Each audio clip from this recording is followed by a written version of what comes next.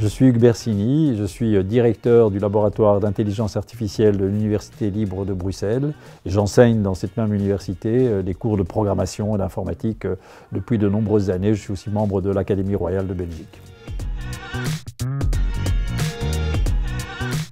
Mais depuis de très nombreuses années, puisque ce laboratoire a été créé dans les années 80, on s'intéresse à la compréhension des environnements complexes, des systèmes complexes, par exemple la mobilité dans une ville ou le statut biologique d'une personne. Alors ça veut dire quoi comprendre? C'est mettre sous forme logicielle, c'est-à-dire avoir un modèle logiciel de la mobilité ou de l'état de santé d'une personne. Donc de plus en plus ces modèles s'élaborent à partir de données, on extrait des données de la mobilité, on extrait des données sur le génome de la personne ou sa situation de santé et on fait un modèle. Alors c'est très important parce que dès lors qu'on a un modèle, on peut commencer à étudier les meilleures décisions à prendre pour améliorer la situation, donc améliorer la mobilité dans une ville ou améliorer la santé de la personne. Donc on élabore des modèles et cette élaboration se fait par des outils d'intelligence artificielle, des outils numériques en général, des outils d'apprentissage machine. Donc mon laboratoire s'est beaucoup spécialisé vraiment dans la modélisation, la compréhension jusqu'à la gestion, la prise de décision dans les systèmes et les situations complexes. Vous savez, l'intelligence artificielle révolutionne déjà notre présent.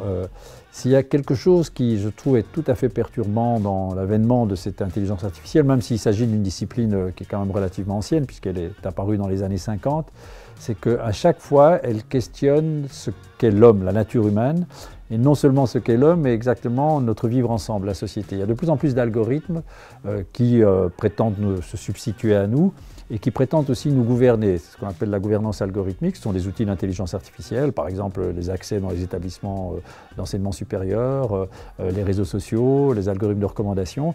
Donc ça nous définit nous en tant que corpus social, mais aussi l'être humain est de plus en plus remplacé, a priori, par des algorithmes intelligents au volant des voitures, dans un cabinet médical. Le radiologue est remplacé par un logiciel qui sans doute traite mieux les radios que ne le faisait le radiologue auparavant. Et donc la question qui se pose chaque fois, c'est qu'est-ce qui reste à l'humain?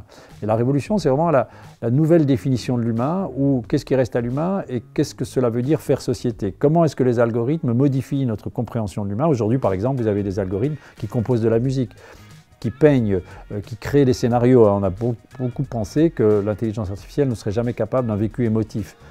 Mais est-ce que c'est vraiment vrai quand on a une intelligence artificielle qui compose une musique et qui, chez nous, induit des émotions? Est-ce qu'on peut encore prétendre qu'elle ne ressent rien?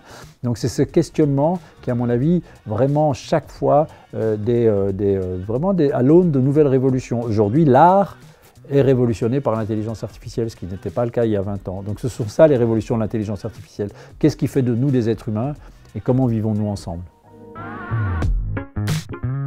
Bien, les entreprises sont des systèmes complexes, sont des systèmes vivants qui perçoivent leur environnement, qui doivent agir dans cet environnement. Prenez les entreprises médicales, les entreprises de mobilité, elles doivent comprendre, donc elles doivent se nourrir des données sur cet environnement et puis elles doivent prendre les meilleures décisions possibles pour justement fonctionner correctement dans cet environnement. Et c'est ce dont j'aimerais pouvoir vous sensibiliser pendant les conférences que j'aurai l'occasion de donner dans les 4 villes que sont Lille, Le Havre, Nantes et Angers, où je vous attends avec beaucoup d'impatience pour pouvoir échanger sur ces sujets ô combien passionnants.